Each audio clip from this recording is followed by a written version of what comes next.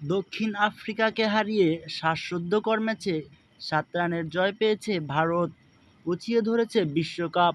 অথচ ১৫ ওভারে এমন ম্যাচ জিততে পারে ভারত তা কেউ কল্পনাও করেননি। দক্ষিণ আফ্রিকার ম্যাচ জিততে তখন প্রয়োজন ৩০ বলে ৩০ রান, হাতে ৬ উইকেট।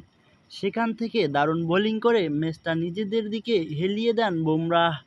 কিপ্টে বোলিংয়ের সঙ্গে উইকেট তুলে দক্ষিণ আফ্রিকাকে ম্যাচ থেকে ছিটকে দেওয়ার কাজটা করে দেন জসপ্রীত বুমরাহ। ফাইনালে ৪ ওভার হাত ঘুরিয়ে ১৮ রান খরচায় তার শিকার ২ উইকেট। শুধু এই ম্যাচেই নয়, পুরো আসর জুড়ে এমন পারফরম্যান্স করেছেন জসপ্রীত বুমরাহ, যেখানে আসর সেরা পুরস্কারটা উঠেছে তার হাতেই। দলকে শিরোপা জিতিয়ে আসর সেরা পুরস্কার হাতে তুলে দারুণ খুশি।